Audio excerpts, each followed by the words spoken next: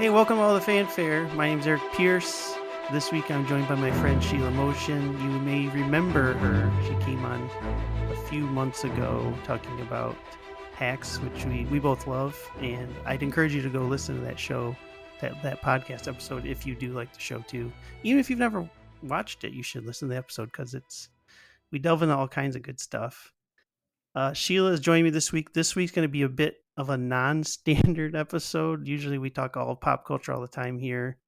This time we're going to get a little into the weeds with creativity and even talk about some of the things that we do to be creative. But I'm going to start with a pop culture question because this is a pop culture podcast. And recently, Sheila and I have been exchanging emails and notes about some of the remakes, some of them that are rumored to be happening, like Goonies 2. Folks, it's not happening. It's been it's been floated out there as a rumor for forever. That's not happening. But apparently, there is going to be a St. Elmo's Fire remake, which kind of blows my mind because I don't remember it being a good movie. And in fact, the only thing I remember about the movie is the song St. Elmo's Fire. And the movie itself is like literally is forgettable to me, but I probably saw it when I was way too young. But I guess Sheila, from your standpoint, how do you feel about the fact that Hollywood just keeps regurgitating the same old stories and trying to sell them back to us? Um, well, thanks for having me back. Thanks for coming That means I back. didn't get us canceled, so I'll try harder with this one. Um, yeah, I don't know, like it's a little depressing because I think there are awesome, like exciting voices, right? People that are writing, creating stuff all over the place, and what do they need to do to get their stuff greenlit and through studios and everything? Like, I would love to see the resources and the energy go there than like Rob Lowe, who has aged very well. Good for him. Looks good. Like reprising whatever that role was. Like, yeah, I guess we're in a huge, and you can tell me too what you think. I think we're in like a huge nostalgia pocket, right? And I think that studios are kind of figuring out how much that sells and can make money, and tap into like the people, yeah, revisiting stuff from the original, but then also kind of it's they're evolving the characters somewhat. So I guess like the prime example is the Cobra Kai series, right? Yep. Yep. Yeah, and it was like, at least for the first couple of seasons, like they did do some kind of interesting, almost smart stuff with at least Johnny. Almost smart. Almost smart. Well, just in the way that they actually gave, like, he's a bit of a troglodyte, but then he's kind of forced to evolve from that in a way that you get the sense that he wasn't. Like, it's just Mm-hmm. nobody, he had sort of no accountability, and then these people are coming back into his lives and new people are coming, and that kind of has felt satisfying and stuff. And then of course you get the high nostalgia from Ralph Macchio and from, like, I think I said to my husband, like, the only one missing here is Peter Cetera. Like, Yep. so there is, like, that's comforting and warm and stuff, but I don't want to have these things to, like, being churned out all the time. I mean, what do you think? Like, are you like, Yeah. Full disclosure, I'm super like pro nostalgia because I'm the easiest get when it comes to nostalgia, and I think our generation, we were like primed to be like, we're like test tube babies for nostalgia because we grew up on Mhm, these, during the advent of like Saturday morning cartoons and having the full weight of like the marketing put on us, so mhm, that we have been indoctrinated through commercials and things that we grew up watching. And so for me, I'm in kind of an easy sell when it comes to that. I'm also very sentimental. So mhm. yeah, I was there for Cobra Kai, and I actually prefer Cobra Kai as a Johnny story. I actually get really annoyed when it becomes a Daniel story because we had 3 movies for him, and Mhm. I don't need to see Daniel Son anymore. But Yeah, I think it is an interesting question because nostalgia on its own is just kind of it's an empty thing, and they're playing the hits, it's kind of a cheap game really, because Mm, they don't have to bring originality to it because they know that if it's a familiar property, they're going to get people showing up and forking over their money. And to your point, that then pushes out new stories, fresh voices, and if we're not careful, we're just gonna be caught in this echo chamber of, and Star Wars is starting to become this. I hate to say this, but Star Wars is starting to become that to some extent, where it's the same stories over and over again. And when you try to do something different, like the Acolyte, granted that show was flawed, but it deserved to be made, and mm, we may not get another one like that because it wasn't great, the execution. But um I'm afraid my fear with like Disney and Star Wars is they're going to take the lesson of the Acolyte the wrong way and say we mm, went too far off the beaten path, we can never do that again. But ultimately, I think a lot of this has to do with it's kind of comes down to a question of, originality, authenticity, and how do you, I guess, the tension between the two. And I don't think you can be authentic unless you are being original, because everyone of us is unique. And if I did a Star Wars movie, it would be my Star Wars movie, but it would be based on George Lucas's Star Wars, so it wouldn't be original. It can't be original. It would be a form of fan fiction. mhm, I'm much much as it pains me to admit this, I'm much better off to go write something not Star Wars than to try and do a Star Wars project.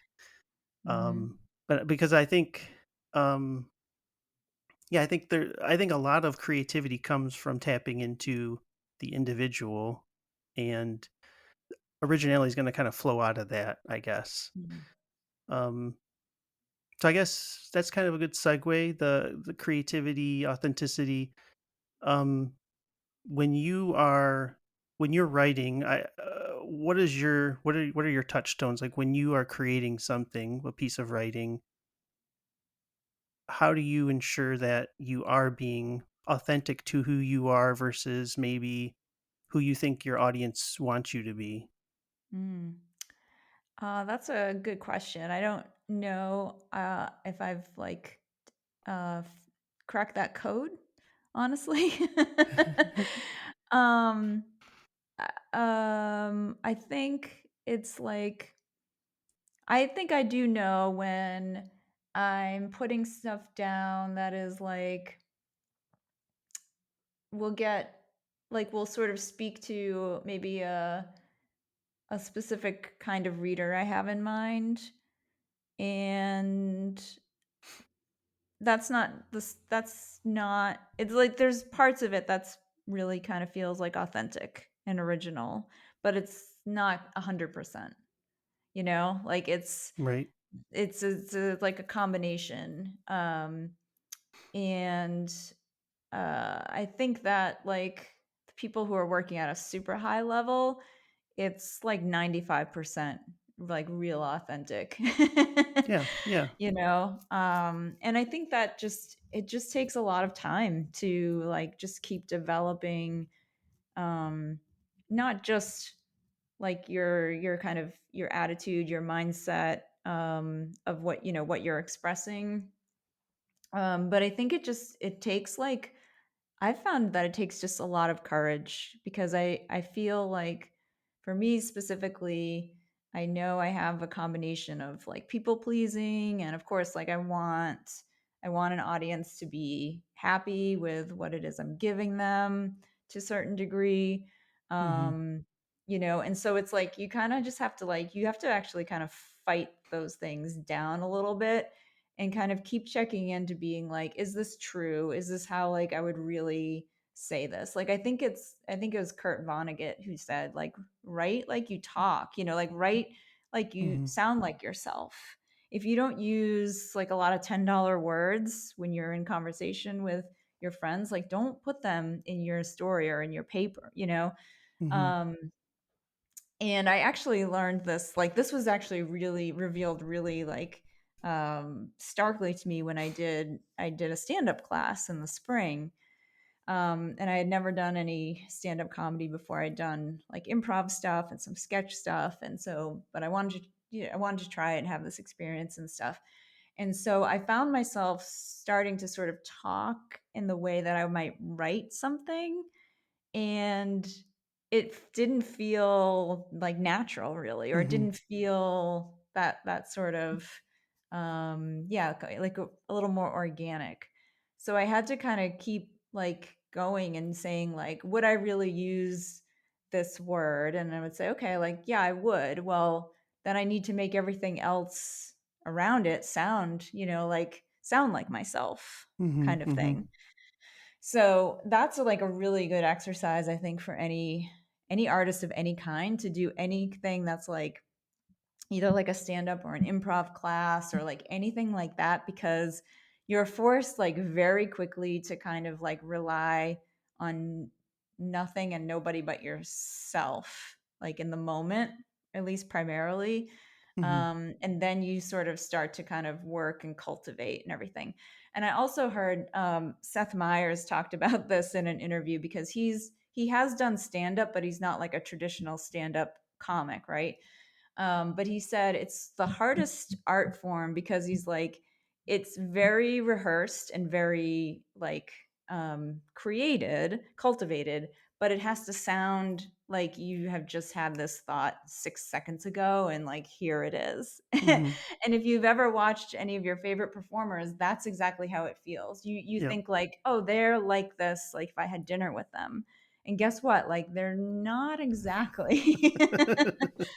But yeah, so it's this like, and I think, and I want to hear what your experience writing is, but like I think for me the challenge that I'm working on is to sort of find that sweet spot of like, this is how I am trying to come as myself, like through the page, but I'm also like, there's a little bit of window dressing and a little bit of finessing and stuff that like you just sort of, you have to have in your art, Mm-hmm. whether it's like written or performed or whatever.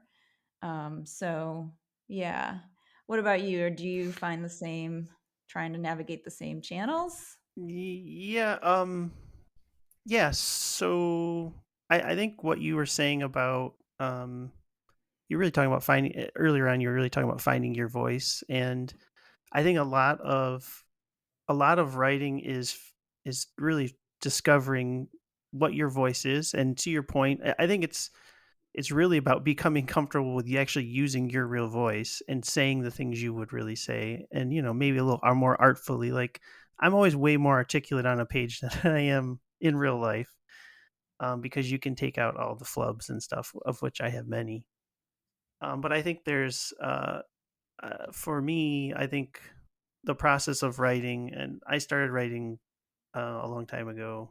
Like, it's been almost 20 years now. And initially it was fiction, and then I didn't discover pop culture, but I discovered that I should talk about or write about pop culture because I'm talking about it all the time anyway. That I should write some of this stuff down, and maybe people want to hear it, and some people do. Um, but even in the course of that, it's a different muscle, because fiction is totally different than nonfiction.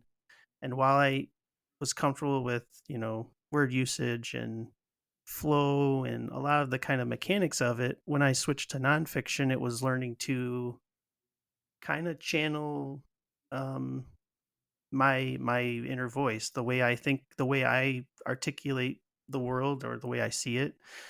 And like the stuff if you read my stuff, that is really how I talk and think. Like, I'm the guy who probably makes inappropriate jokes at wrong times because I like to make people laugh, and so I put that stuff in my stories, because I think if you can entertain people, then like that's half the battle. Like, just the first step is get someone to click on something you wrote, and then the second step is get them to stay. And so keeping things light and um, definitely helps with that.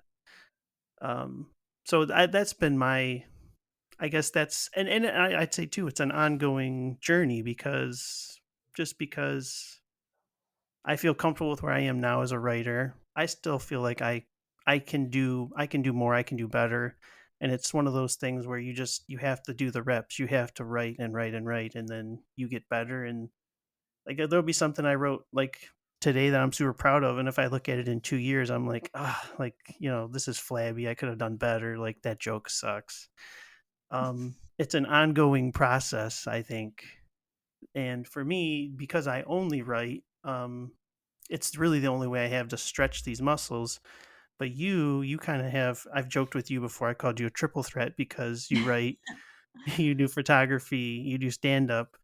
So I think, and they're all creative muscles. So I'm curious, like, have you found that when you do photography, it helps your writing, or are there ways that you've noticed that kind of the creativity bleeds from one area to another and kind of informs what you do right? Hmm. Um, well, it's been an interesting thing to try and pair writing with the photography.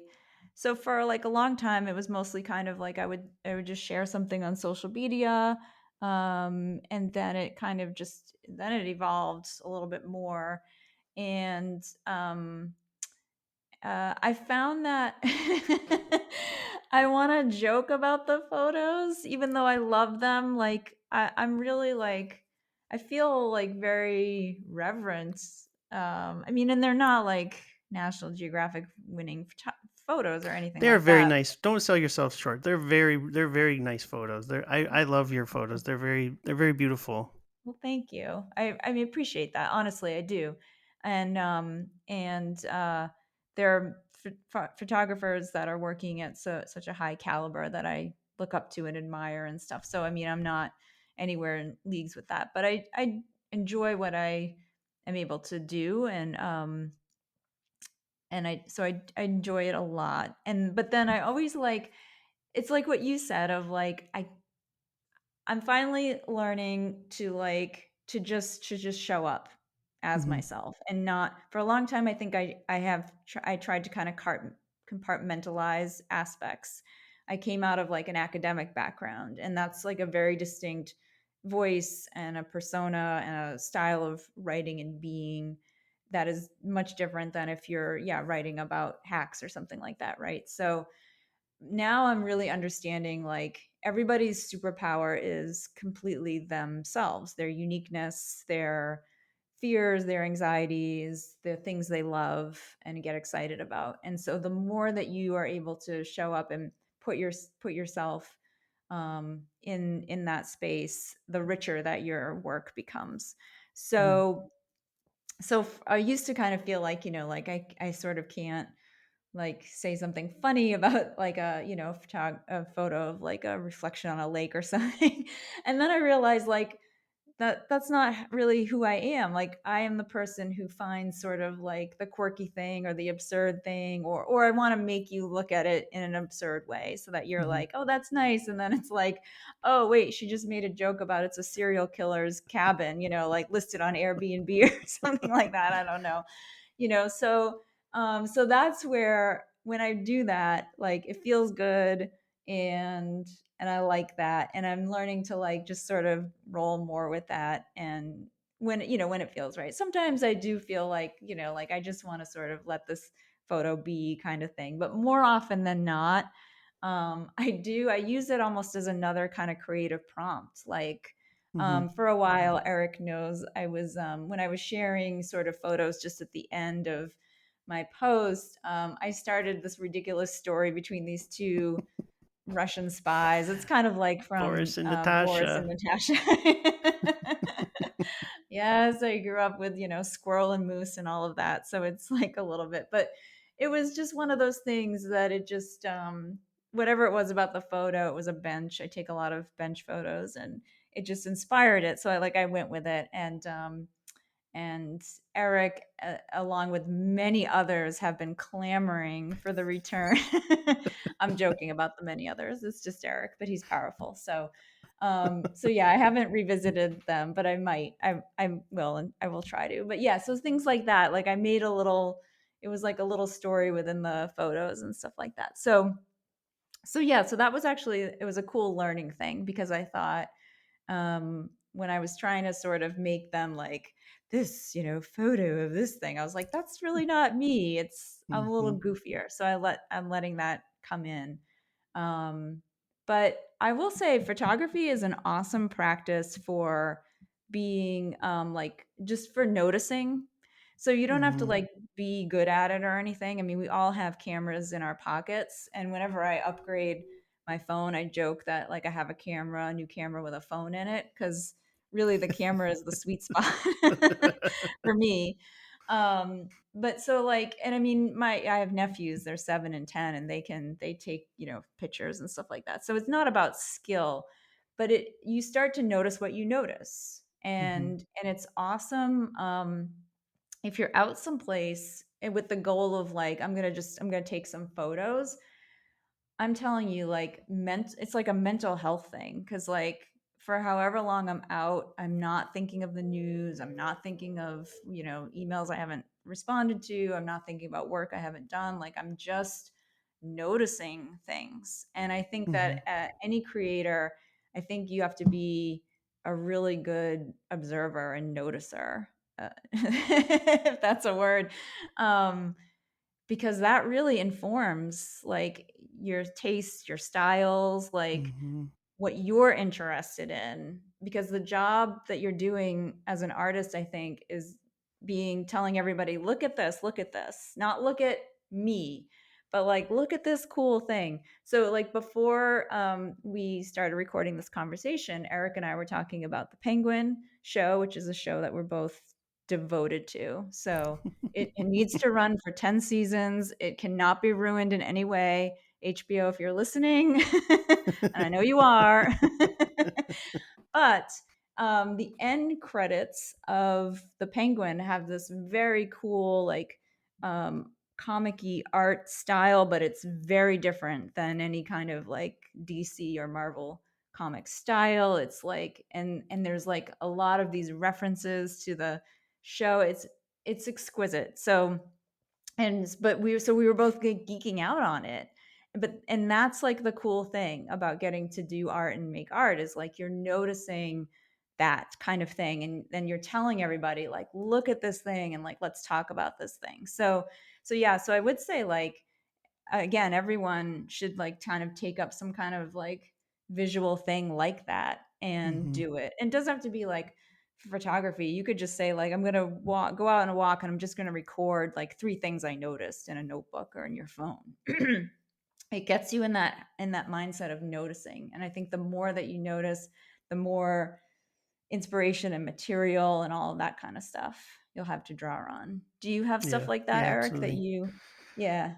I, in a manner of speaking, what I've discovered is to pay attention to the things that I do notice. Um, you're talking about going outside, which I try not to do. But what I notice is, Do what they I not notice. let you out, I'm Eric? Are you kidding. not I'm allowed to kidding. go out?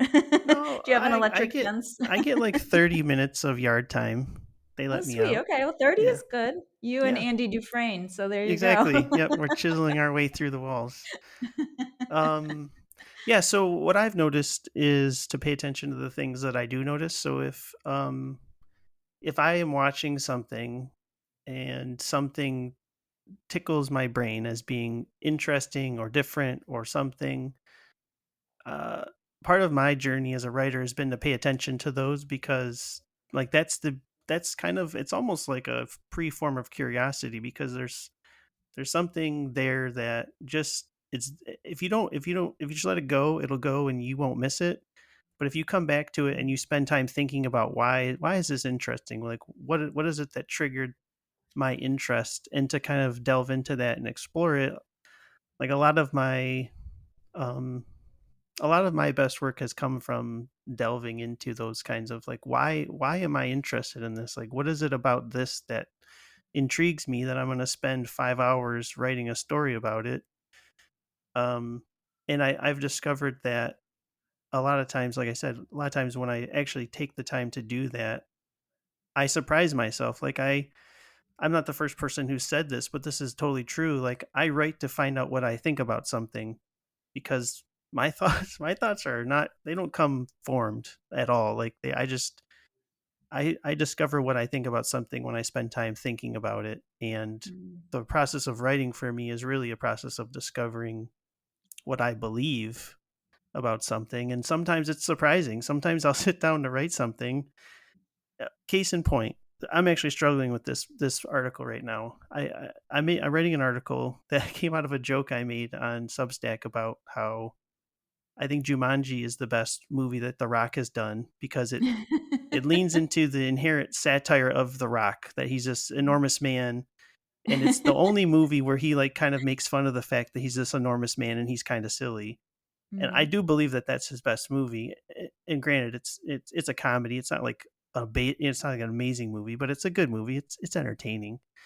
And that whole premise stuck with me to the point now that I'm writing a story about him that's become this bigger, broader thing that's going to be a 10-minute read because it's really about authenticity and originality and um, how much of the rock is caught up in the brand of the rock to the mm, point where like where's the line between the man and the brand, and it's all very muddied and blurred. And if you follow him on Insta, which I do because I lift weights, and so sometimes it's just inspirational to see someone who can lift a ton of weight and be like, wow, that'll never be me, but that looks awesome. But mhm, half, at least probably three-quarters of his reels and things he shares are him selling stuff, tequila and shirts. And so like he has become his own brand. And I think there's something really interesting about the fact that he seems very authentic, but he is using his authenticity to sell to you. And it's just there's just I'm still finding my way through the story, and I can't quite land the final punch. I've like written like half of it, and I've got half finished notes everywhere because I'm like, what about this? What about that?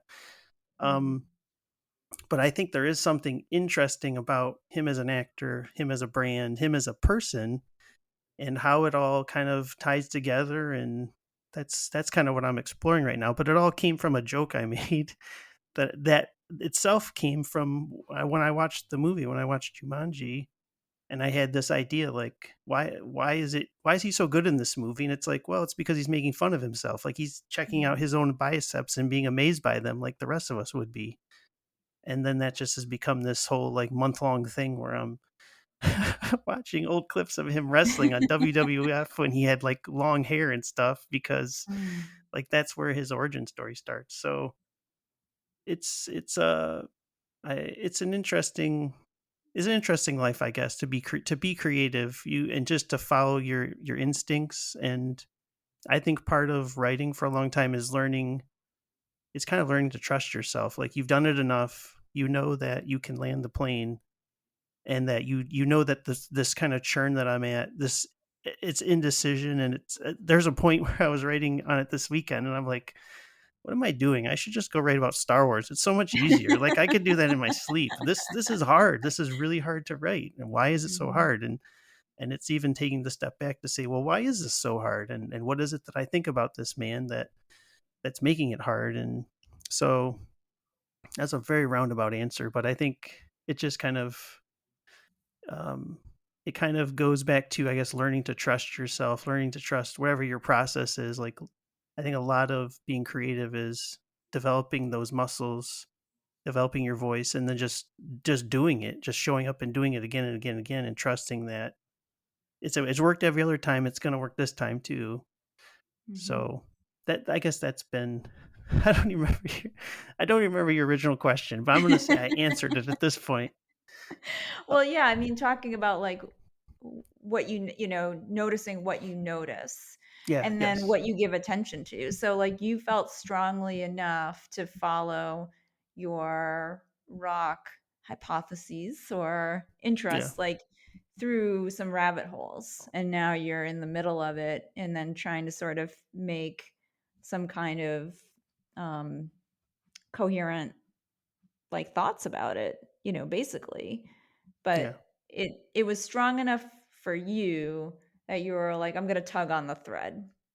And I Yeah. think I'm that's the gonna. most Yeah. important thing, right? Because even if you decide, like, I'm gonna set this piece aside and maybe come back to it, or maybe not finish it, kind of thing, which is, valid.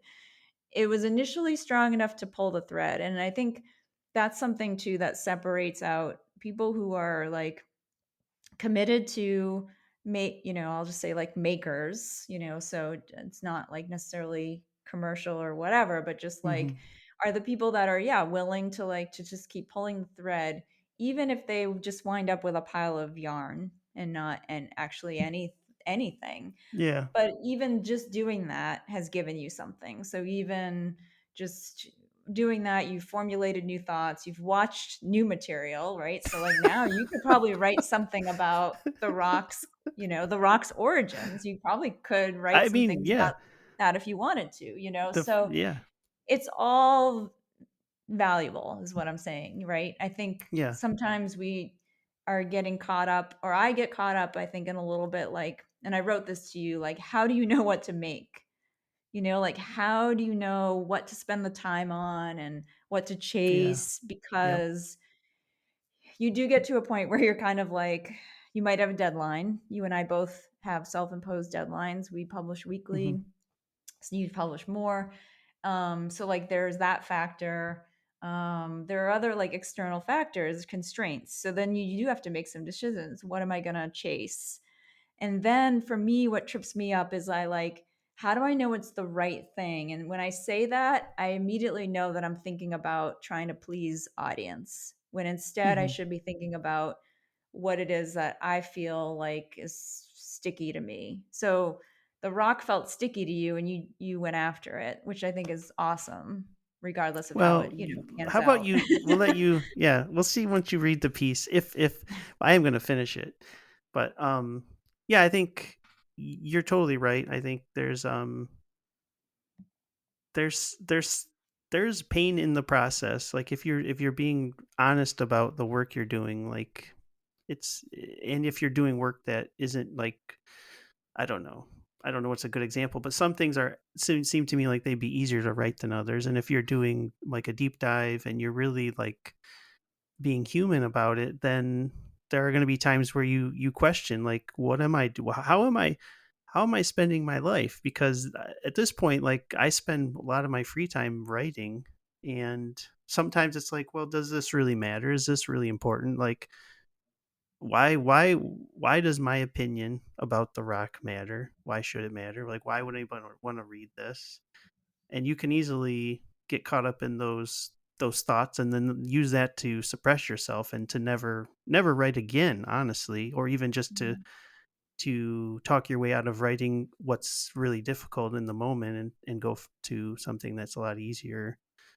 um I guess I would love to hear from you, like how do you know that you're spending your life. I'm gonna hit you an existential question. How do you know you're spending your life on things that matter? Like why?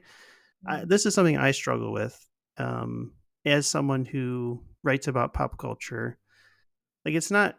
I try not to have comparisonitis, but like it's when you just look around at what other writers are covering. They're covering politics. They're covering relationships. They're covering what it means to be human, how to be a better person, things that matter, like capital M things that matter. And I'm writing about like I don't know opinions about Star Wars or why The Rock is a silly actor and things that seem like they matter, but maybe they only matter to me, or maybe they don't matter at all, and I'm just kind of I'm fooling myself.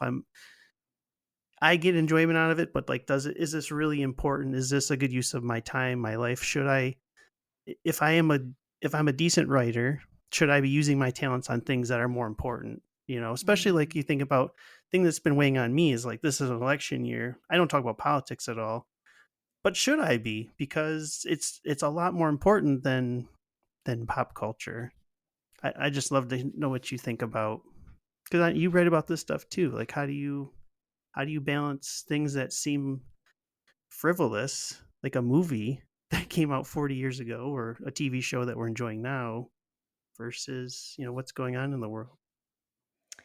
Um, that yeah, I'm in a similar. I've been in a similar flow of those questions.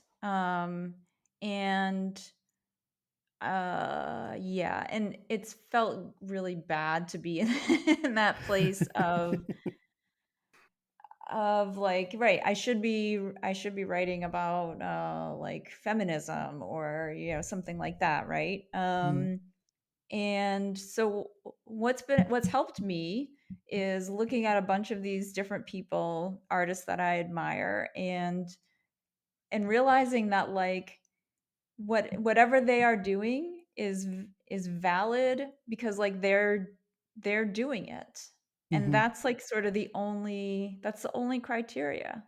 Like um nobody was asking Lin Manuel Miranda to write a musical about like a dead politician, a dead white founding father. Like nobody wanted that. Like nobody was like, where is our Alexander Hamilton musical? If somebody please. And so like same, I mean, he comes from an immigrant family. He has like lots of different cultural perspectives. He could have decided to put his energies into being like this voice for diversity in theater and all of this stuff. And like he was as a sort of an after effect of all of that. But my point is Mhm. like this captured his attention and his imagination, so like he went with it. And I think that when you put that stamp of validity on it, that is all that matters. That's all that you need to do. But it's really hard to block out all the other voices and all the other things. But I also ask myself, like, could I be doing that better than this person? Like, as good or better than this Sure. person? Yep. So, like a feminist writer that I know her stuff a lot is Jessica Valente, and she's Mhm. written several books, and so she's at the top of the food chart for that for those issues. And so, like, would I write things about that better than her? I would not. And also, like, do you want to be spending your time like researching and writing about and thinking about X, Y, or Z? And if the answer is like no, then you already know like you're in the right lane, right? Mhm. Mhm. Um, I have gone down that path many times. Like, so and so is writing this.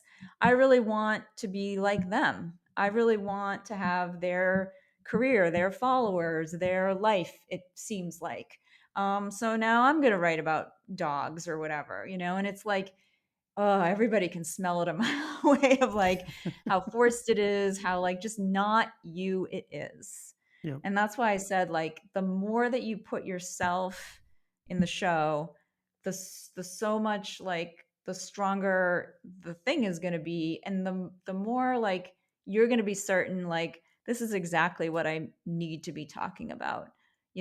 And you can't also underestimate the impact that whatever it is you're doing is going to have. So like one of my like creative heroes is Jim Henson. Mhm. And so when he had the idea for Fraggle Rock, it wasn't really much of anything, but he goes, I'm going to make a show that solves world peace. Right? I mean, who does that? Even and Right. he was the Jim Henson at that point. Right. But even for Jim Henson, like, okay, Jim, like, good luck with that. Like, what Kermit's gonna sing over, Yeah. Rainbow Connection The rainbow, again, like in yeah, the rainbow Spanish, like what? connection didn't do it. Right. So people were like, okay, Jim, like, but the idea of like, but he created this show, Fraggle Rock, which is it is about different beings coexisting together, and Mhm. it is about like the symbiosis. Like you need Doozers, you need Fraggles, you need Gorgs, like you need this entire universe. And I mean, ultimately, like that's kind of what he was showing, right? So, Mhm. and if you look at his huge body of work, I mean, you cannot underestimate the impact that any one even tiny decision or tiny thing he did had like enormous waves. Somebody saw what he was doing technologically and became a filmmaker because of it, etc. You know what I mean? So Yep. so when you say like, right, like I'm not teaching anyone how to be better, like, well, you're giving people like a lot of pleasure, a lot of fun, a lot of things to think about, a lot of different ways to look at films or TVs or even just like different experiences. I mean, you talked about doing your fantasy football things and Dungeons and Dragons and things like that. No, seriously, Thanks for like, outing me as a nerd. well, somebody had to. So, but like, so you can't, I think any person does themselves a disservice to feed that mindset, Mhm. because it takes you away from the work that, one, you really do want to do deep down inside, two, you're probably really good at, or you're going to get really good at, and three, people need it. And I know that also sounds weird, right? Because it's like, does anybody need another photograph of New England in the fall? Like, they do not. I don't think so. But like, but if you feed that mindset, then you're not gonna do the thing. You're not gonna service your gifts, and it is gonna be a loss. It is gonna be a loss. Mhm. You know. Another person that I really like is the comedian Mike Birbiglia, and he has a great podcast called Working It Out. And he has on lots of different guests, not just comics, but he had on like Malcolm Gladwell at one point, Michael J. Mhm. Fox. And they talk creativity and process and many different things. And he talked about, like, when he was starting out as a young comic, he said, I thought, like, I just needed to like market myself and be like, look at me, and like market myself as much as Mhm. possible. And he's like, and then I would sort of be discovered, and then I would kind of like be set, kind of like a thing. And he said it took me a while to realize, it's like, no, people just, they want you to make the thing you're going to make. And that's what people want. And they'll find you for the thing that you make. And then it perpetuates from there. And so I've tried to also think about that a lot when I find myself veering into the like, well, I could just write about this thing or that thing, or talk about this. And then I'm like, people just want the thing that you're going to make.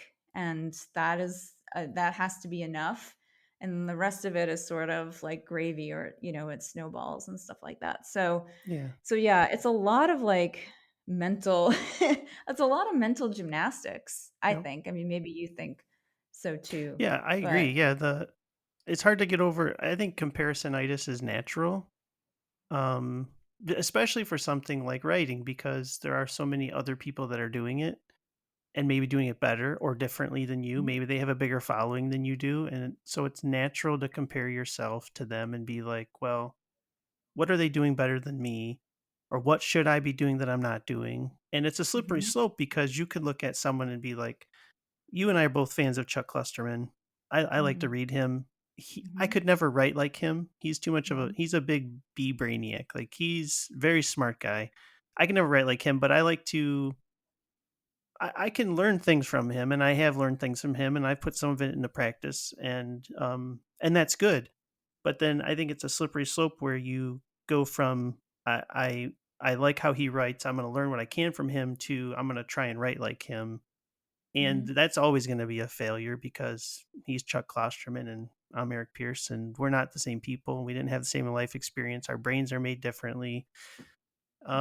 So I think it's unfortunate, because I think comparisonitis has probably kept a lot of people from creating, because mhm, even I think the act of creation is a act of bravery, because you have to kind of get over all of your own angst, even to start, and that's even before you maybe are willing to show people what you're doing.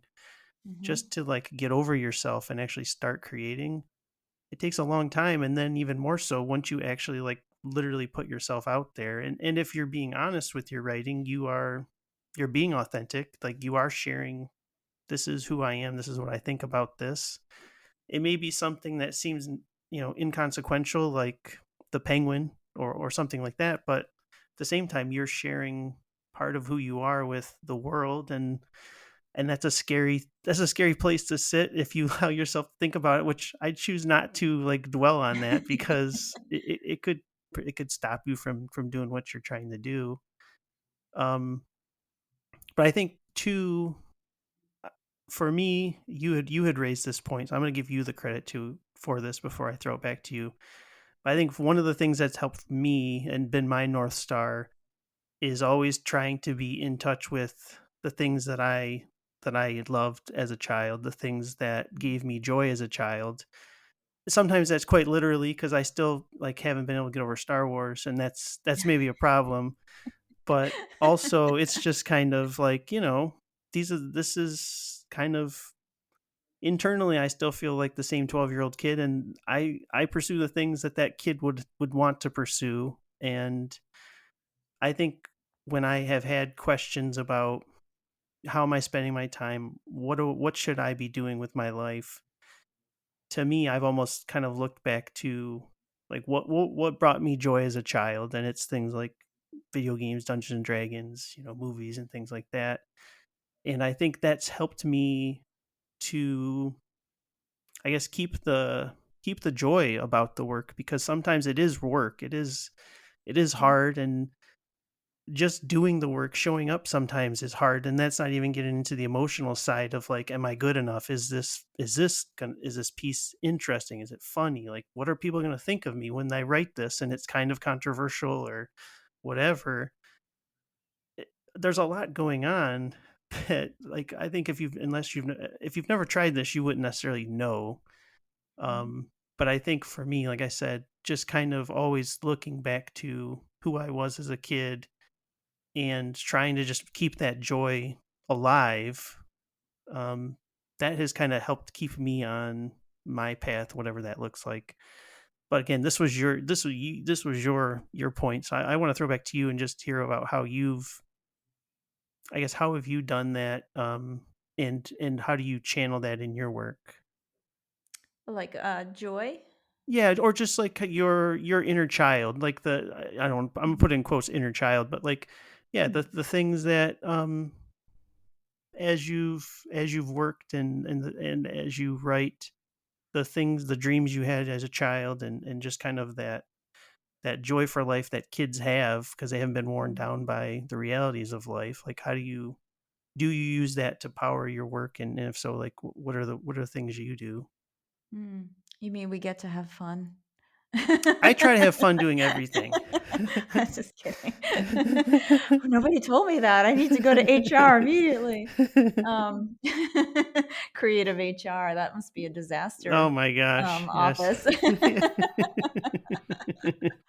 Um, so, that's a really good question. And I'm joking, but, like, again, we were chatting before we started recording that, like fun and joy and pleasure and like playfulness, it is so important, and you get really bogged down in trying to make the thing as strong as it can be and all that stuff, so you do often like kind of lose sight on like this is supposed to be or fun, it can give me a fun. I think that Mhm.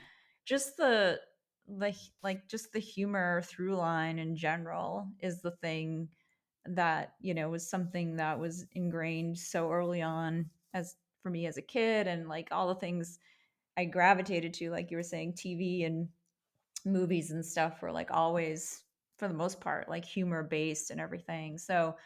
Um so that baked into it, sort of also kind of helps fuel Mhm. what I'm doing. And yeah, and I guess I noticed too, just like my sort of leanings, they are always kind of in that little like kind of quirky absurd, like I do have a lot of muppety tendencies. And that comes from like a lot of like Henson absorption, I have to Mhm. say, but like he was such a master of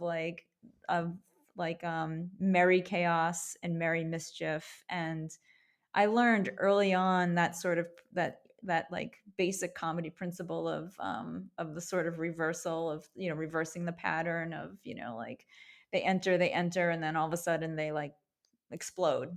Kind Right. of, that was like, his whole thing. So learning that comedy pattern, like, so early on and stuff like that. So yeah, I do notice that when I'm working on stuff, the like some of the first jokes or things I'll reach for might be in that kind of goofy vein or goofy style, or yeah, I don't know. That's a yeah. I guess I always have a bunch of these like funny comedy like ghosts around me, I think, that come in from so Mhm. much of what I was exposed to as a kid. Um, and it was a lot. It was like from like Mel Brooks to like Eddie Murphy to like Mad Magazine, Weird Al, like Mm-hmm. Henson, it was like a really weird stew of stuff but I just glommed onto all of it. So yeah, that is. And when I get to work with really cool, fun people and stuff, honestly, too, like that's another kind of, for me, it's a great energy boost. Mm-hmm. And it's something that I have not done a lot with in the writing space, but somewhat in the performing space. But when you get around people that you can like play with together, it's just awesome. I mean, too, from your Yeah. campaigns and stuff, like it's Yeah. very cool. Yeah, one of the things I really like about your writing, it's funny for you to talk about the comedians that have influenced you, because your writing it is very fun, and it always makes me laugh, because you sort of what you were just saying about the Jim Henson thing. You'll be writing something, and then you'll make a sharp left turn and then into a joke that I didn't see coming, and it's just great. So the writing is strong, and then you have there's just a sense of whimsy is not really the right word, but there's just such joy and humor in it that as you're describing kind of your influences, they come through clearly. Like, you can tell that you've you've spent a lot of time being influenced by comedians, and it just permeates like everything you write. And so, like, for me, like, that's a lot of the joy, is seeing those those unexpected jokes that just land so well, because you didn't see it coming. And even though I've read you so much, I know there's jokes in there, and I'm kind of waiting to see, like, where are they? Where's she gonna get me this time? Because it's so I am really curious, because in my experience, it's hard to be funny on purpose. So to write humor, and sometimes the perfect joke will come to you when you're writing something, like, oh, this string of words is just perfect. It's gonna land. And other times you're like, I need a joke here. I've got nothing, and maybe you'll put something, maybe you'll just skip it. So I'm just curious, like, from a process standpoint, like, we're gonna get very technical here, maybe, but what does your process look like? Like, how do you write? Like, obviously, hands on the keyboard, all that stuff, but like, if you're gonna start a piece, like, how long does it take you? How many iterations do you go through? Is the funny there from the beginning, or do you work it in along the way? I Mhm. just love to hear, just like, what goes into your work. Um, well, I'm doing a lot of mental work all the time. So, um, um, every morning I walk a few miles.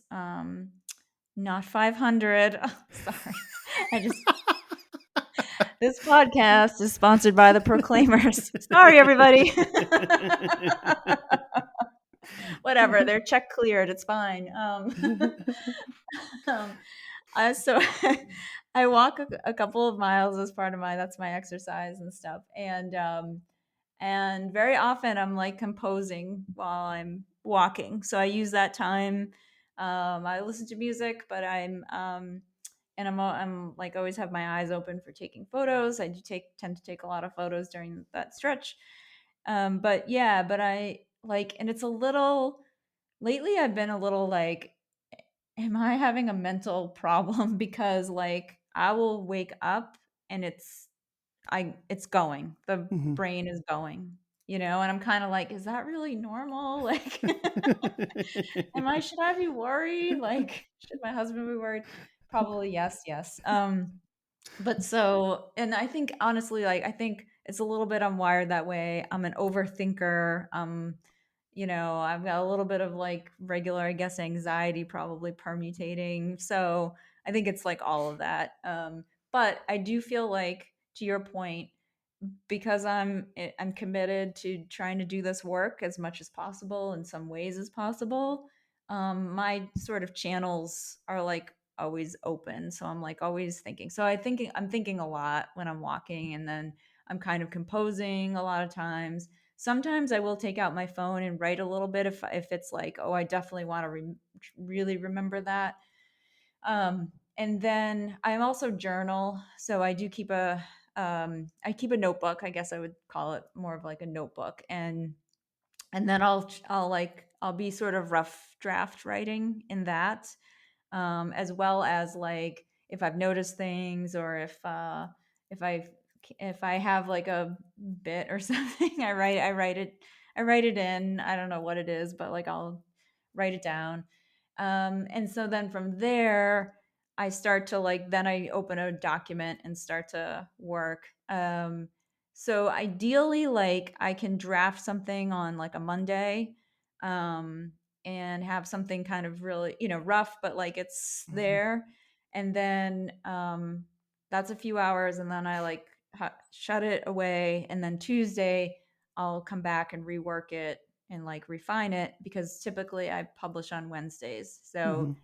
the meter's running for like the weekly, that stuff. So that's like ideally. Sometimes it's been like Tuesday and I'm sweating it out and like trying to get it to work and stuff like that. But honestly, I think what does help me is a lot of the sort of like pre-production part of it. Is like I said, mentally, and then free writing or long draft writing. And I was always like a long draft person. Like in Mhm. college, I would write my essays longhand and then I would type them Oh up my god. and then I would revise. Yeah. So, I mean, The hand cramps. oh God, yeah, I love, honestly, Eric, like I do love physically Mhm. writing. Like I love my notebooks and I love writing. I'm one of those idiots too that's like, I need this pen. Like there's this like if there's a writer like Austin Kleon is an illustrator Yes. who writes and stuff, and he typically every so often he'll release like a link to his like gear. He'll be like, Mhm. these are the pens I use, and I'm always like, what pen is it? I think I need it. Like I don't need it, but I want it. Right. I'm like, well, it's such a ding dong. So yeah, I am that person. But yeah, so that's kind of like how that works. And yeah, my brain is kind of always firing, and it makes for an interesting personal life. Like my husband kind of rolls with it, but like sometimes I'll be like 3 jokes ahead and he'll be like, he's like, what? I don't, what do you even, what is, or like I'll reference something we like from like weeks ago and I'll be Mhm. like, what? You know, like, yeah, if there's like, if he says like a word and it makes me think of, Mhm. something funny, like some like on a Saturday, I'll be like, I'm gonna make some tea. Do you want any tea? He's like, oh, I'd have some tea. And I'm like, and do you want any egg? Like I make some dumb like lewd and he's just like, can you let one go by? And I'm like, I can't. I can't, So it's a lot like that. And I know that's obnoxious, but I have to say, like, it serves the creative process because my brain is sort of always hopping around, Mhm. Mhm. for better or for worse. So yeah, for me, I think a lot of it is going on up there, and then it gets to the paper. Are you kind of the same? Do you take like a long time to just like to be like reading and watching and like let it percolate, or? It depends. Well, first of all, like you, I buy lots of journals. Unlike you, I just put them on the shelf so they look nice. I don't actually write in them. I didn't know you could write in them. This is news to me. I know, Apparently, I but they're needed a so special pretty. pen, though. You do need the Um, special pens. yeah. See, that's what's holding me back. That's the Um, only thing. it kind of depends on what I'm writing, I guess. So like this rock piece, because I don't actually know that much about him. Like, obviously, I know who he is. I've seen plenty of his movies. I follow him on Instagram, whatever. I have an idea who he is, but like a lot of his history, like with wrestling, like I watched wrestling in the '80s with Hulk Hogan and Macho Man and those guys, and then when I was shocked when I was like 12 or 13 to discover that it was all fake, and uh and granted, in retrospect, it's like, well, why did you ever believe this was real?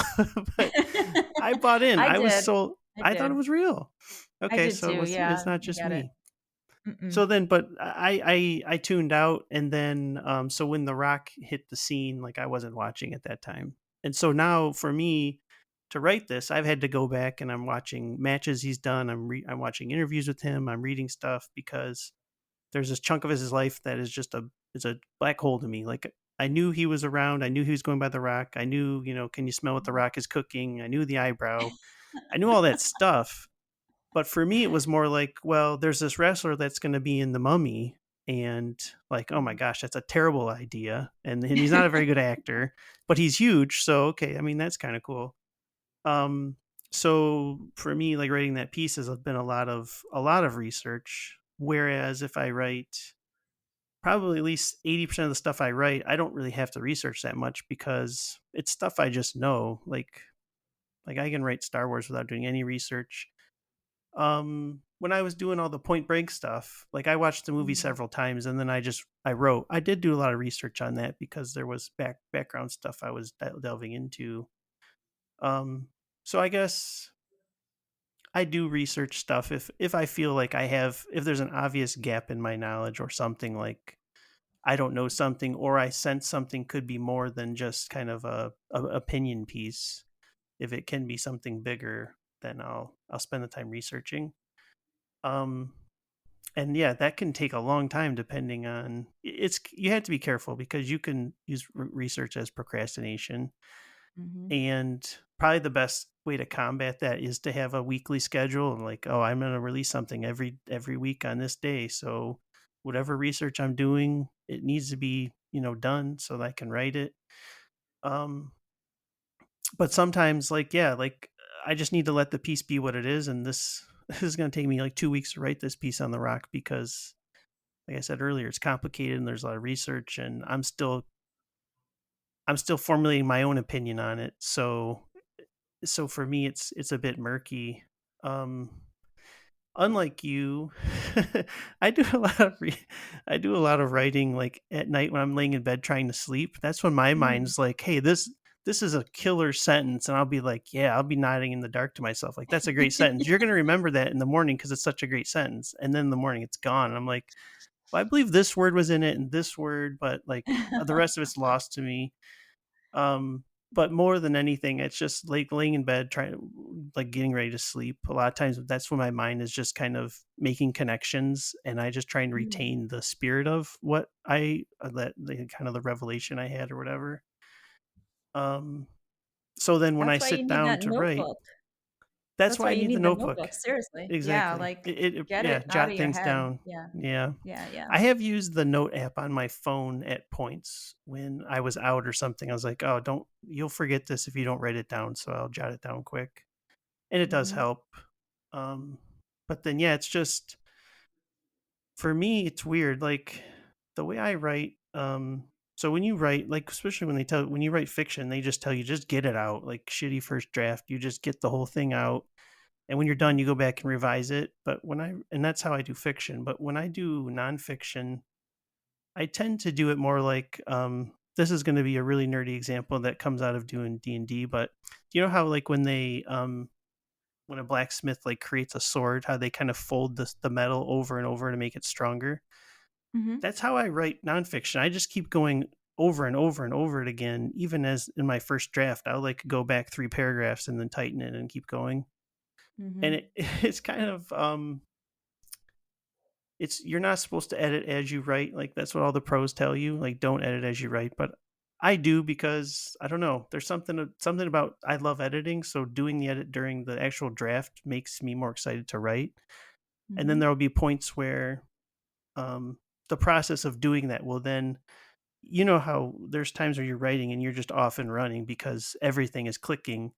Sometimes doing that going back over and over will actually get me like out the starter block, and then I can start going.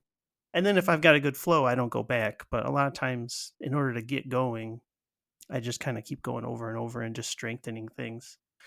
So I kind of have this sneaking suspicion that probably the first half of my pieces are like awesome, and then maybe the second half aren't as strong because I've gone over the first half like 40 times.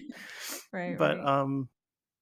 yeah, I mean, it's just kind of discovering, I guess, what works for you and what feels right, and then that's kind of Mhm. just what I've done. I constantly question like, if is this the best way to do this? Should I just kind of just be going through and just doing as much as I can on a first draft? But um at this point I've done it so long that it just feels natural for me to work like this, I guess. It does mean Yeah, and I tend to work a little slow, I think, because of it. But then my first draft is basically, 90% of my final draft. So Yeah, and it's actually sounds like it's like your third, your Yeah. third pass or your second pass kind of thing, Yeah. you know. Yep. And I think it does come down to like the way you personally work and like what you like you said, like what sort of feels solid. And then another trap is like you said, like taking maybe information from someone else's process, but don't mistake that from like if I do what they do, I'll be them, or I'll make the thing that they're making. Like it'll be, this. It's like it really does. It comes down to you, the person, and it'll change. Yep. Like it'll change and evolve, and you'll yeah. So I mean, that kind of thing is always interesting and like it's useful, but ultimately, I think it totally comes down to like what you feel is getting the job done for you. Yeah, exactly. Yeah. Yep. Yeah, it's all So about the there's no results. wrong. Yes. Yep. It is all about the results. How do you so this is tricky for me sometimes is how do you know when you're done? So I know like so you have a deadline Wednesday, so you have a hard deadline, but assuming you have enough lead time to work on something, like how do you know, okay, this is as good as I can make it. I'm ready to schedule it or whatever, publish it. At what point do you know that you're done with something? I think it is a little instinct-ish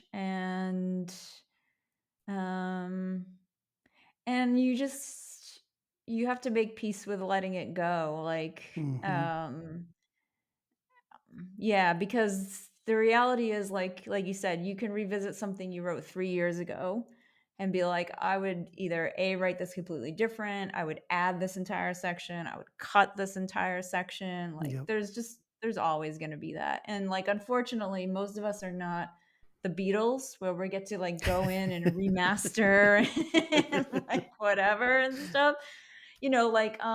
Who was it that Oh, Paul Simon. What did he released something and he like completely rewrote one of the songs because he was like, I always wanted it to be this, but it ended up like X on the recording. So Okay. he's like, because I had the chance to redo it, he rewrote it the way he originally wanted it in like 1973 or whatever it was. Yeah.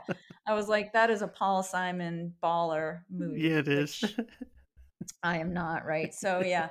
So yeah, I think it is. It's like and I think you probably have talked with many people about this too of just like that again is its own trap of the Mm. like the refining and the like you just have to let it go out into the world and I mean you as the creator you do know when something is like really undercooked or really not ready and Mhm. putting that out is a whole different issue that you're having versus the like oh I could have tweaked this or like right like maybe I should have talked about the time when they went out to California. It's kind of Mhm.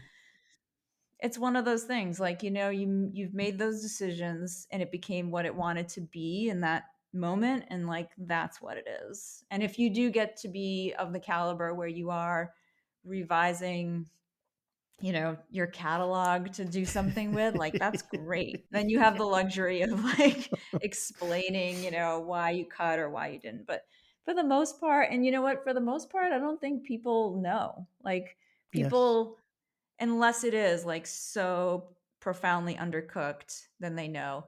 But if not, you're the only one who feels like, "Ugh, I wish I had." And Yeah. then you kinda just have to be like, get over, like move on kind of thing. Yeah, I'm there's like the book I wrote about like the women in comedy Mhm. profiles.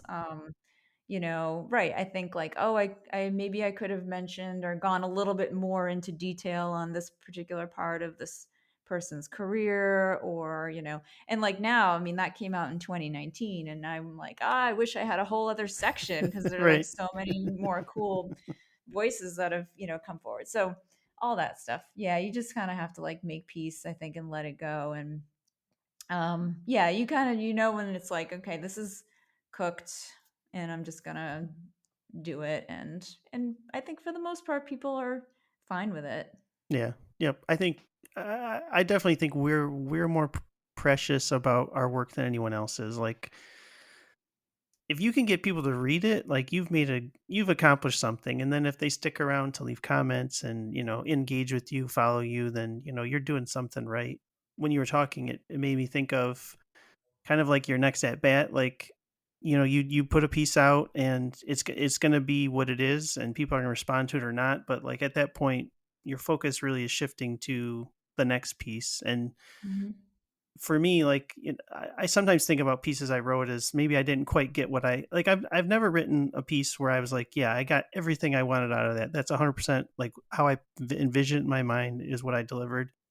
I don't know if anyone's ever been able to do that. So you just try and get as Mhm. close to that as you can, but then you just move on and know that the next one's gonna be better than the last one, and then so on and so on. And then if for some reason you look at your old stuff, then you're like, wow, like I thought I was a lot better back then than I really was. But at the same time, that's another way of it's kind of hard to track your own progress as a writer without going back to look at those old pieces. And then when you do see that, like, yeah, you have grown a lot. You've cleaned up some things you had wrong grammatically, or just strengthened the arguments and the flow of it. And because I was so I went back. I've written about Star Wars so much that I have like enough pieces to fill a book, which I'm slowly working on Mhm. compiling.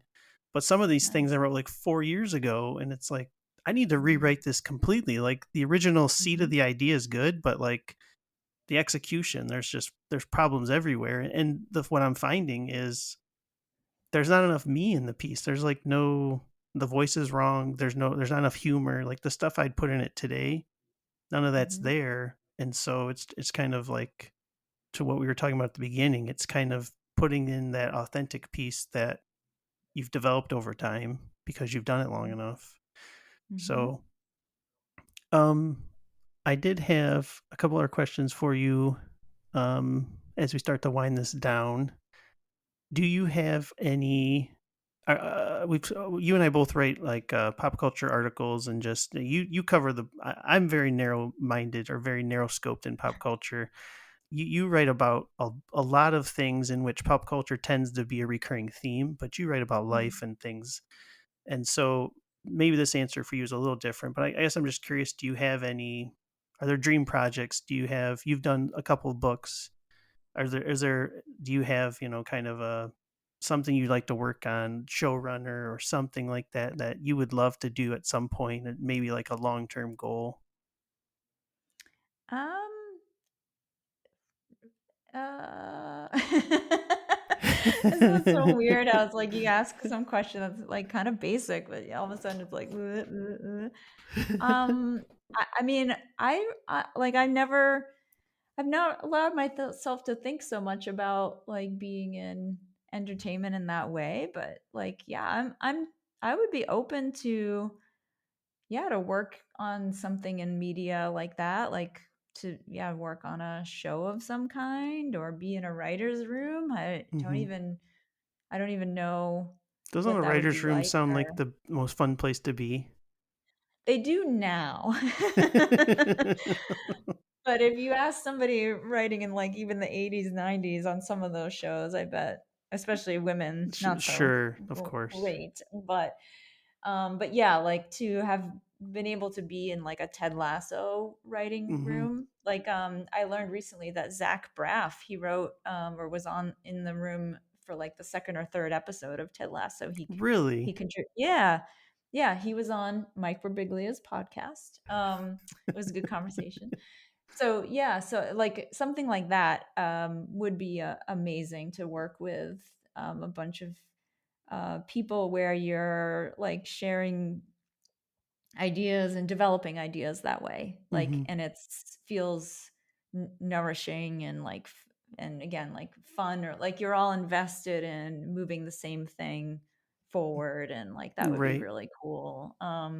I don't, in the short term, I'm completely enamored with like podcast and radio, and so I would love to have a presence, like a significant presence on and potting or radio or something audio. I thought I would do like voiceover work. I think like I'd like to do That's a lot of cool. voices. I know that's like the weirdest thing to admit, but it's something again that I do naturally and like yeah. Anyway, so yeah, I feel like I could be a like a Phil Hartman type of Oh, person. You know, Phil Hartman, great it was like you reference. He slotted was so him good. Yeah. and he was just like he just added these like beautiful little flourishes and like and he did such diverse work from Yep. like being on The Simpsons to movies and Saturday Night Live and stuff like that. And so I feel like I would love like that. Maya Rudolph is kind of like that, Yes. where you Yep. can just sort of slot her in anywhere. I love performers or artists like that, and I feel like that probably is a lot of energy that influences me. So I feel like that I could be a figure like that. But yeah, I think the book writing is very awesome and it's very difficult, but it's a cool space. And so having more books are would be great. But yeah, in the short term, like to be I would like to be in radio, podcast, audio. I could be the next Siri. It's a pretty good impersonation. I would be a sassy Siri though, That'd be cool. yeah, for What's some. I'm curious, do you see a big difference, or what is, obviously there's a difference. I guess, how do you view the difference between writing your Substack, your weekly Substack, versus writing a long form piece like a book, and Mm. the challenges of each?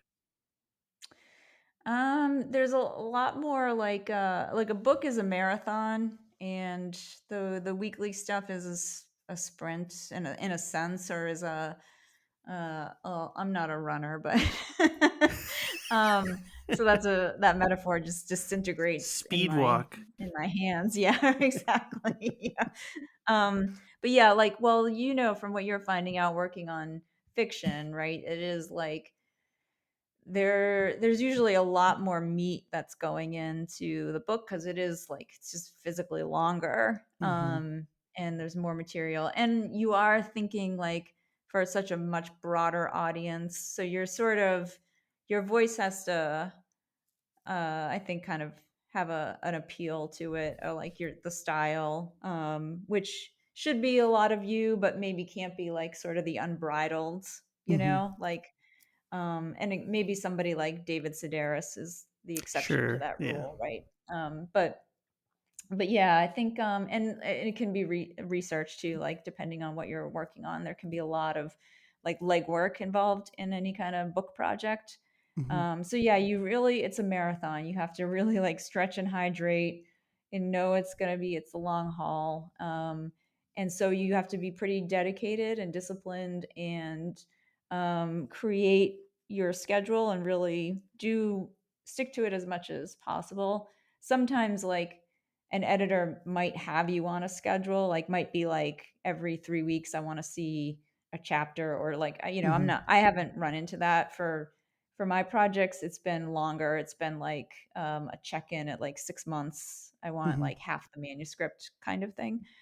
But in order to do that, you have to be self-disciplined, Yep. you know, to bring like a long project to fruition. You got to be self-disciplined and committed, and you do have to kind of give yourself the the treats. You have to make your own reward system Those. because you're basically working in a vacuum for a Sure. while, you Yeah. know, until an editor gets a hold of it, and then you have some back and forth and stuff like that. But even that, it's usually at stages where their feedback and notes are not going to be like, "Have you ever thought of maybe making it about dinosaurs?" You know, like their stuff is going to be more like focused and granular and stuff like that. So yeah, so you got to develop kind of your own reward system, I would say.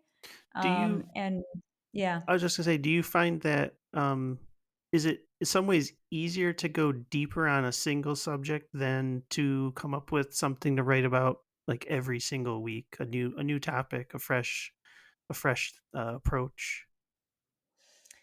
that's a good question. I think it depends a little bit on the topic. Mhm. So I did a PhD, so I also have done a dissertation, and then I turned that dissertation into an academic book. And so by the time I was done with that, I never wanted to think about that material like kind of ever again. Like, so there's like that trade-off. But some people like really love that and really like that's like their like going back to kind of the brand thing. I mean, that's like their whole identity, their whole Mhm. like everything is like kind of funneled into that like one kind of topic, and and they find different ways to talk about it. Um, so I do love living with something for a while, and then I like to move on from it.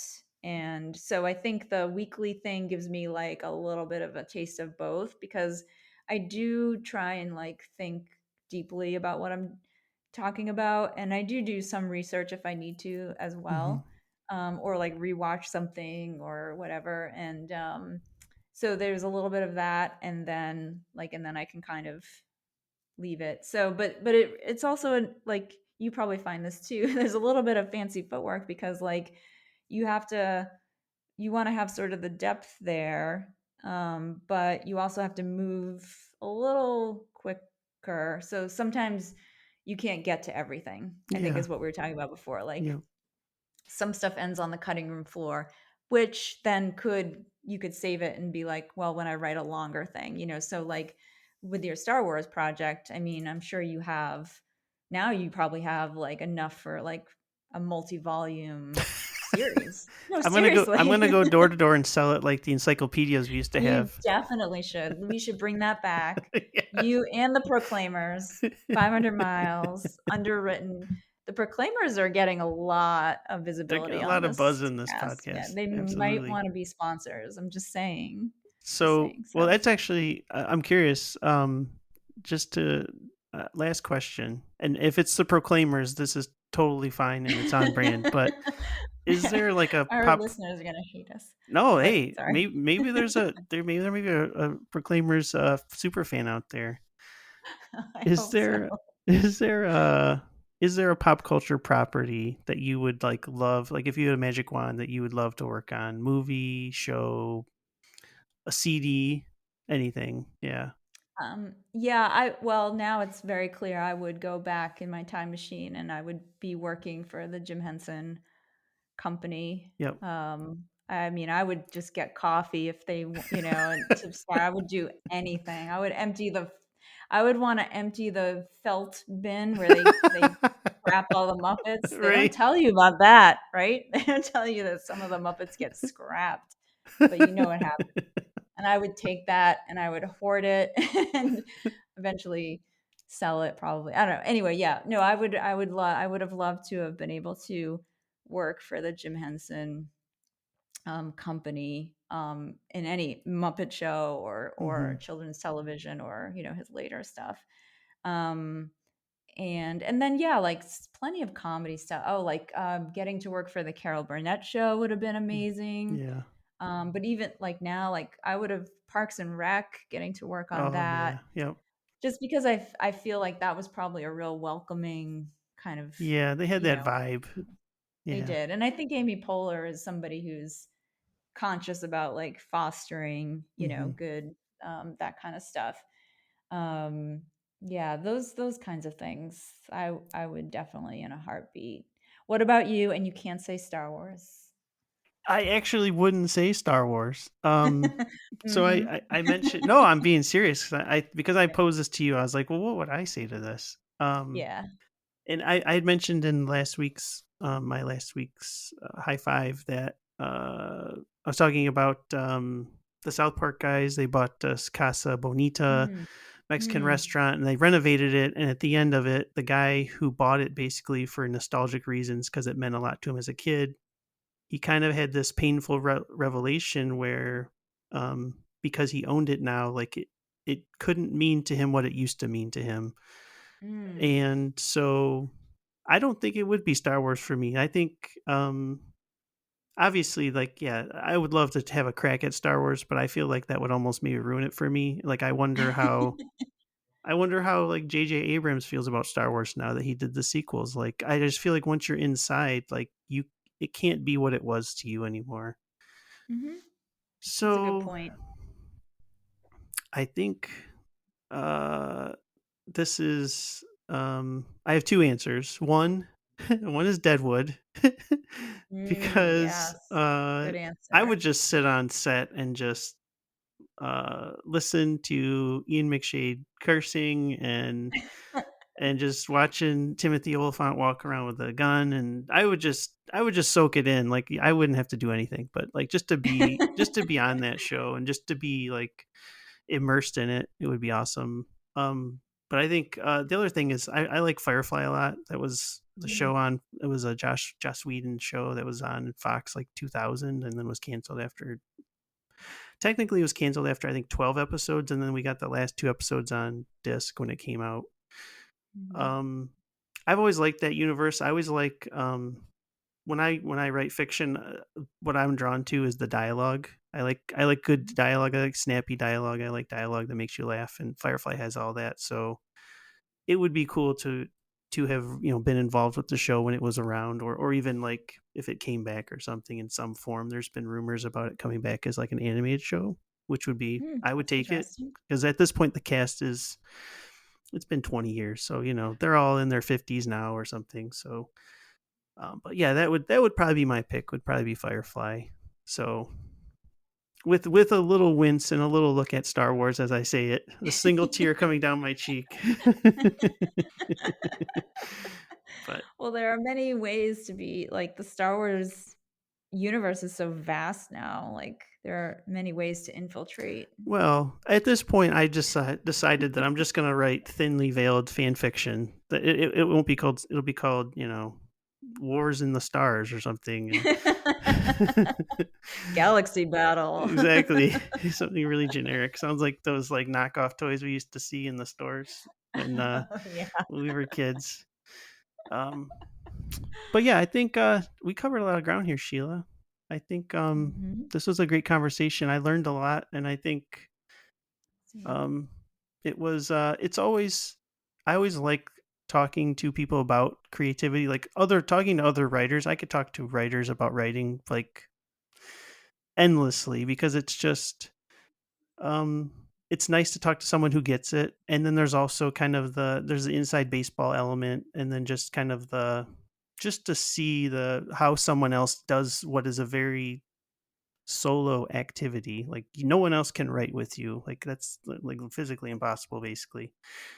um so it's just always cool to just see how someone that you admire and that does great work, how they approach it, and just kind of file away some things about that maybe I can bring into my own process. So I really appreciate you coming on, and you'll be back soon talk about the Penguin when it's over, We right? gotta talk about the penguin. Yes, there's Okay. so much, and not Yes. just the end credits. There's a lot more to it than that, but that is also such a cool thing. Yeah, Yes. I am excited to have that conversation. And yeah, this was awesome. Like um I could kind of talk and like churn on this stuff endlessly because I do think that you're right, like some of it could lead you into like procrastination of like, if you're talking about the thing, you're not doing the thing and Yep. stuff like that. But I feel more and more, and the further I get along, like it's just that the more you can kind of like learn and like and demystify about Hmm. many of the things involved in art and art making and stuff, I think the smoother it is for you, because then you don't feel like am I the only one who thinks about this stuff? And I do feel like to be like a strong creative person, I do think you do have to think about this, or I think it's worth thinking about Yes. thinking about it, because you understand like what works for you, you understand your habits, your patterns, and then you can also understand like, oh, I think I'll shift that, or like I used to do that and it was really cool and it worked, why did I stop doing that, or whatever. So anything that can make the whole thing like less lonely and less kind of mysterious, like I think that's super useful. So same, like that's why like I love geeking out to this kind of stuff because I find it just endlessly fascinating. And it It really is. helps too when you get to talk to like, yeah, people who are doing great work, and then you feel like, okay, like we're all sort of grappling in the dark with a lot of this stuff. I'm not, it's not unusual. So, Yeah. yeah, so Yeah. thanks. Thanks for the conversation. It's been great. I've really enjoyed it. I've loved it, and maybe we'll just have to do this regularly. Just I think talk about what we're doing. Talking I about writing. I think so. I think that would be a blast. And I mean, I know those Proclaimer fans are clamoring now for more references of the Scottish duo. It's funny you talked about nostalgia, but that's one thing. Those are two blokes I'm not so nostalgic for. No, they are you sure they come up Ish. quite a lot? They do. And actually, wait, am I misremembering? But I am. Do you watch Slow Horses? Are you a slow I horse? haven't. It's on my list, but because I've heard great things about it, but I haven't started it yet. Yep. We got back into it. We abandoned it in like episode 2, season 1, and then heard the same. Like it's really good. And so we're It was like, too slow. These horses were way too slow. they were so slow. Yeah. Somebody should shoot those horses and be done with it. Um Sorry, animal rights people. I don't mean that. So yeah, but it's very very good. And actually, the 500 Miles song features in an in an episode of it. So maybe that's why I have it on the Maybe that's why brain. it's on So the brain. Okay. it Well, might be good on to the know. brain. Well, we'll say Yeah. it's Now that it's and on. not because you're a super fan. No, yeah, we will say it as that, and not because I'm a super fan. But if they want to underwrite this or send me swag, then I'll Yeah. be your super fan. Oh, absolutely. Yeah. Of course. Our next conversation will be all about selling out. Yep. Absolutely. All Mhm. right, Sheila. All This was right, a Eric. blast. Thanks for coming on. I appreciate it. Thank you so much. I had a great time. I appreciate it. Absolutely. I'd like to thank Sheila again for coming on the podcast. I was so caught up in our discussion that I neglected to plug any of her stuff or have her do it. So I'm going to do it for her on her behalf. You can find Sheila's Substack at substack.com. If you search for Stay Curious, you will find it there. And I'll drop a link in the show notes to that. In addition, relative to our discussion today, Sheila's been running a Curious George questionnaire that I will drop in the show notes, just interviewing creatives such as myself and other people, more notable people than I, about creativity and just kind of very similar subject matter what we talked about today. You'll be hearing from Sheila again on this podcast soon, in a couple weeks. We're going to break down The Penguin here, share our thoughts on the season, and maybe thinking about where it might go, where the show might go from there. I guess that's about it. Thanks for listening. Hope you enjoyed the show. Until next time, peace.